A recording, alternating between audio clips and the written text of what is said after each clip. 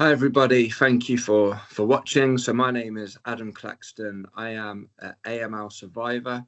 I've been in remission most of this year following a relapse last year and diagnosis in 2024 where I received a stem cell transplant, and it's been a roller coaster ever since. But I'm here, I'm alive, I'm blessed and truly grateful.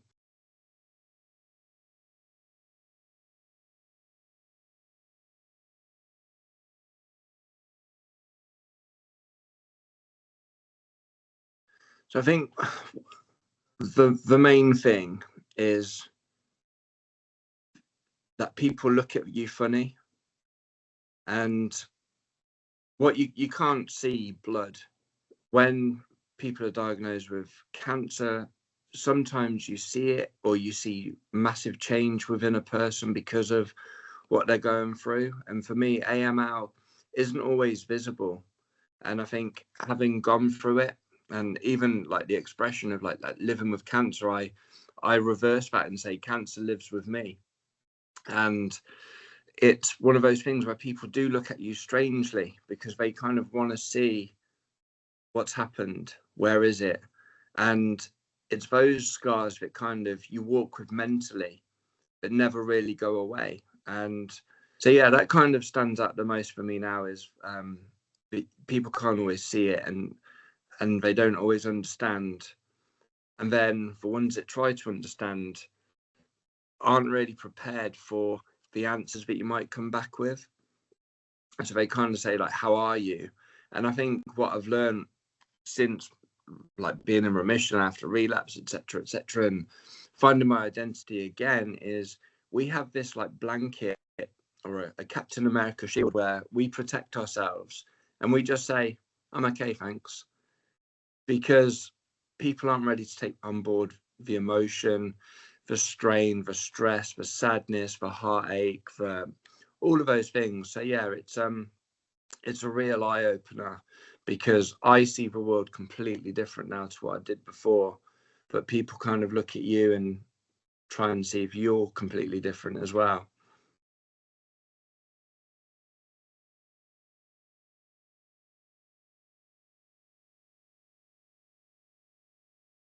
Everybody's kind of all gone through it, and it it impacts relationships because whilst I'm the patient going through it, family members have also gone through it and they've got their protective shields where some family stayed away, some family tried to do more, some don't really know what to do.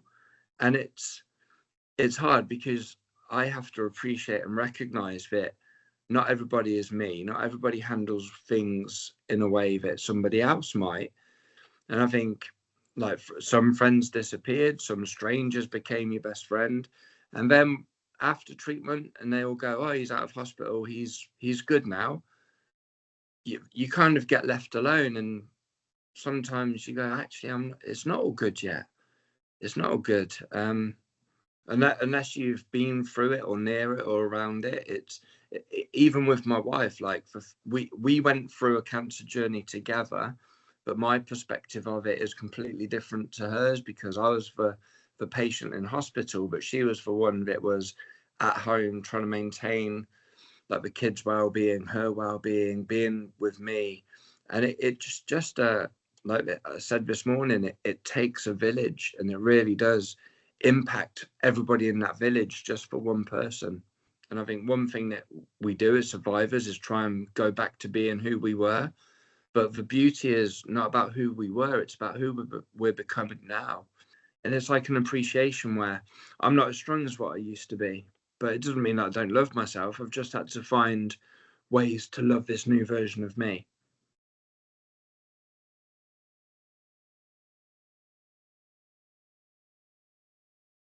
Yeah. Yeah, physicality doesn't always have to be about fitness. It's walking. I mean, you can't walk as far as what you used to, and certain things that used to be easy are now hard. I mean, silly things like doing my garden. I used to beast my garden and wouldn't think twice about it. Now I have to break it down and go, right, I'm going to do the grass one day, then the next day I'll do the weeding, I will have a day off, and then I'll go back in kind of any maintenance work I'll do. Whereas before, it just needs doing and you do it. So you are definitely more kind, and I think more aware with what your capabilities are, and you work within those boundaries. So I think your boundaries are better than what they were before, and that applies to everything: your work, family. When you're kind of out and you go, I don't want to overstay my welcome now, I need to go and get rest. And yeah, those fatigue days, they do creep in, and you do have to take a moment. But when you've got 3 children, that's also hard as well. It's a huge transition. And even though, yeah, you're not in hospital, I do have appointments to attend, and so trying to find a new normality, I have to factor in, well, Wednesdays are clinic days, so it could be once a month, could be every week. That takes a toll on your time and where your fuel money and all of those things that you kind of go, yeah, it's just a hospital trip, but actually it's an hour there, an hour back, however long you're there for. Then you come home, and then you're back into normal life. And we didn't choose this life. And again, it's one of those things, like, the more we resist, I think the more we prolong our recovery. But when I was diagnosed, I came up with allow, acknowledge, and accept. And it was kind of a mantra for me to go, right, if I allow the treatment to happen, acknowledge the fact that I have a blood cancer, and find acceptance quicker, I'm going to be less resistant, and my body's going to be more acceptable to having the treatment than being in complete denial, resisting, because you can only resist something for so long before the force takes over. So I was kind of like, chemo, do what you need to do. I'm allowing this to happen. So yeah, I think self-awareness is one of the greatest gifts that we're in possession of, but we're all so busy that we actually forget to stop, look around, and take things on board differently. So yeah, we're all born with a mind, and it's the faculties of the mind that I really channel into. So when I was diagnosed, it was kind of like a weapon that I had. So I was like, right, if I fuse mindset with science, with medication, surely I have a better chance of getting through this. And it was just a belief that I had from day one. It was so strong. And also a why. I think one of the greatest things that I had was a why of going, right, this is why I'm getting through this treatment, and something to look out for after, like that extra bit of motivation, because you do have days where giving up would be easier.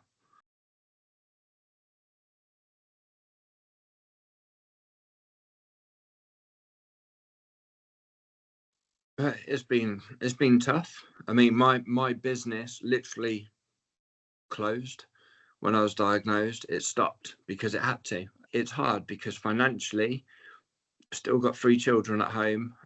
We were very lucky that we set up a GoFundMe, and we've had incredible support and people that have helped us along the way. I mean, we had food being delivered to the door. I think the hardest thing was moving back into business after treatment, because you've had all of this time off. And the first thing I did was kind of reached out to people that I was coaching before, but they've moved on, and they're kind of been following the journey, so they're not clients anymore. They're kind of, that relationship had changed.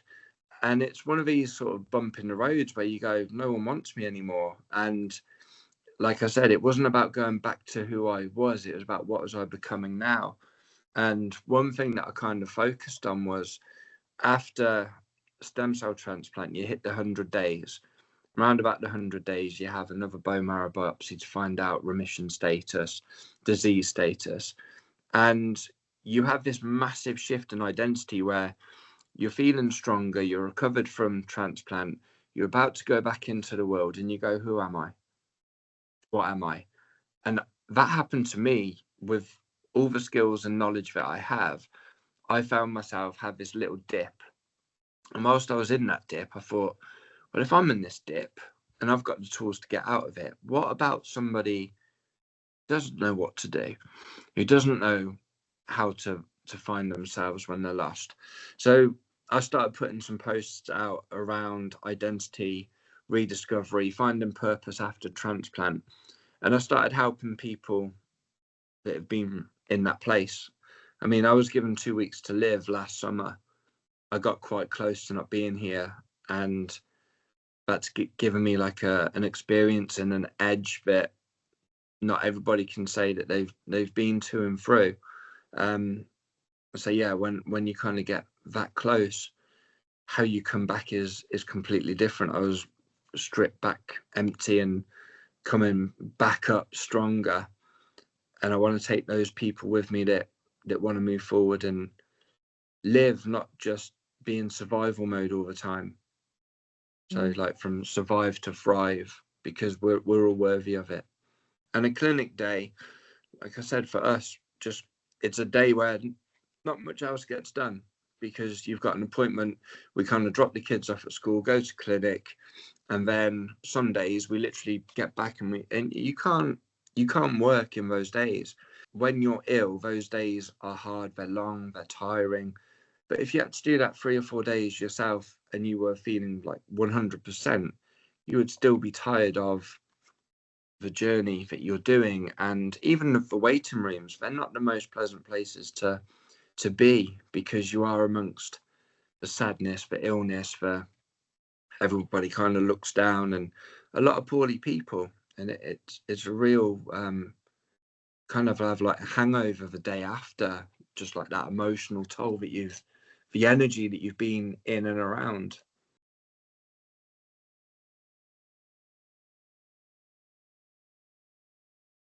I'm very good with my emotions, and I do 100% believe that because I am open and honest and share how I'm feeling, that really helps. Like I said, I've not put anything in a box and just put it to the side and kind of masked over like, yeah, I'm great, when really I'm not. If I'm not good, I talk about it. And I think I mean, yesterday I recorded a video and I spoke about some of the things that happened, and as soon as I finished recording, all the emotions came out. And I think the beauty was to let them out, allow them, feel them, instead of just like wiping my eyes off, walking off and going, I'm fine. I wasn't, and I had about 10-15 minute cry, let it out. It was like a volcano erupting. And then after, it was like, I feel good. And one thing a lot of people out like after cancer experiences, they go, don't need to stress. So anything that's causing me stress, if I'm holding on to something that's burning me, why am I not letting it go? Because you wouldn't hold a fire, walk around with a fire and go, oh, it's really hot. You would let go of it, or you'd learn ways to put the fire out and to move on. But I have seen end of life happen. I mean, I was 5 days into my diagnosis, I saw a man pass away opposite me, and he got diagnosed like 2 days after me. And yeah, like that's something that you don't sign up to having blood cancer anyway. But when you're in hospital, you don't think that you're going to see those things either. You're just in your sort of room, you've got your bay of gentlemen with you, and that's another thing that you don't always imagine is going to happen. You just think or hope that everybody's going to come out and we're all going to walk out alive. And yeah, 5 days in, me and my wife, we're the ones that raised the alarm, and it was horrendous. But like you said, afterwards, it was about what we did, who we spoke to, the like advice and support that we got, and you work through it. And like you said, you then have to go, I've got my journey that I'm going through to focus on. So yeah, you see horrendous and really sad things, and again, mentally, emotionally, spiritually, those things can damage you. And then when you're in hospital and you can't do physical, you're there, you have to find a way to make something work. So it was about bringing practices into hospital that to have control, because in hospital you have no control. So you have to find something